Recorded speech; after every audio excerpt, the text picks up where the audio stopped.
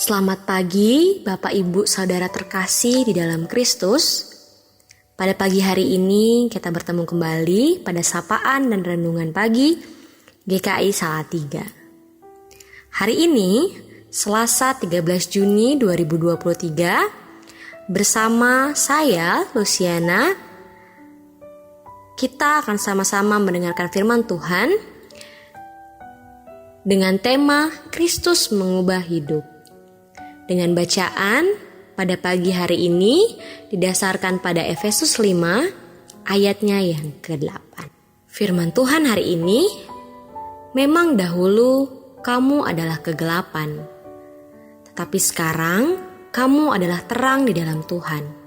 Sebab itu, hiduplah sebagai anak-anak terang. Saudaraku, ada istilah namanya transformasi. Kita ingat binatang kupu-kupu adalah salah satu jenis binatang yang banyak disukai orang. Warnanya indah, warnanya beragam. Ada yang putih, hitam, merah, terpadu indah di tubuhnya. Kupu-kupu juga dapat terbang secara lincah. Makanannya adalah sari bunga. Saya yakin banyak orang yang lebih suka kupu-kupu dibandingkan tidak menyukai kupu-kupu. Sosok binatang indah rupawan ini adalah hasil dari transformasi, yakni sebelum menjadi kupu-kupu, sosok semulanya adalah kepompong. Dan sebelum menjadi kepompong, bentuk awalnya adalah ulat. Luar biasa Allah menciptakan, alih membentuk sebuah binatang. Kupu-kupu yang lucu, menawan, yang bisa terbang ke sana kemari, ternyata bentuk awalnya adalah seekor ulat.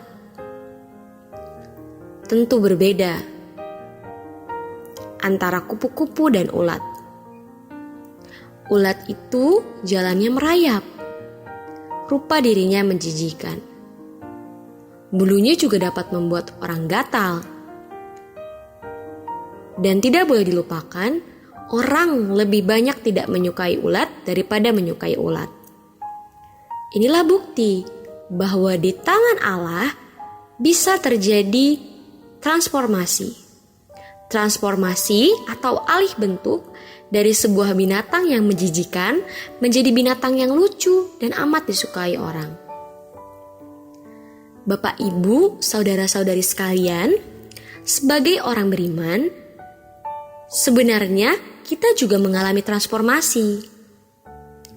Namun, bukan dalam bentuk lahiriah seperti kupu-kupu dari ulat. Bukan. Tapi transformasi yang mencakup sikap, perilaku, lingkungan pergaulan, dan tujuan hidup. Seperti yang Rasul Paulus tegaskan, orang beriman adalah terang di dalam Tuhan. Sikap, perilaku mereka yang tidak mencerminkan pola hidup yang lama, mereka yang dulu senang sekali kejahatan, tukang berbohong, menyembah berhala, dan tidak peduli perbuatannya merugikan rasa ketidakadilan atas orang lain. Dengan satu kata, mereka dulu adalah hidup dalam gelap. Jika di malam hari tiba-tiba listrik di rumah kita padam, lalu kita berjalan, pasti tabrak sana sini. Kegelapan membuat kita tidak tahu posisi yang benar dan melangkah ke arah yang benar. Demikianlah orang-orang Kristen di Efesus saat itu. Mereka pada saat itu belum mengenal Injil Kristus dan hidup dalam kegelapan. Pengenalan atas Kristus mengubah hidup mereka. Kini, kebaikan menggantikan kejahatan, kejujuran menggantikan kebohongan, sikap adil menggantikan sikap masa bodoh, bahkan tindakannya melukai orang lain. Menjadi murid Kristus, kita akan melahirkan tindakan yang terpuji. Dulu, mereka seperti ulat yang menjijikan. Kini, mereka laksana kupu-kupu yang indah dan juga menyenangkan hati. Karena itu, sebagai orang beriman yang mengenal Allah, kita hendaknya dapat hidup di dalam terang. Jangan mau diajak untuk digoda, dipengaruhi untuk hidup dalam kegelapan, dan perilaku yang tidak mencerminkan watak-watak anak Tuhan. Dengan teranglah kita dapat memberi cahaya bagi orang lain, sehingga orang lain tahu mana yang baik dan mana yang jahat. Mana juga yang harus kita ikuti dan mana yang harus kita tinggal. Bila kita melihat demo-demo di televisi, akan berseliweran di medsos, fitnah, dan juga banyak hal yang membuat negeri kita kisruh dan juga rusuh.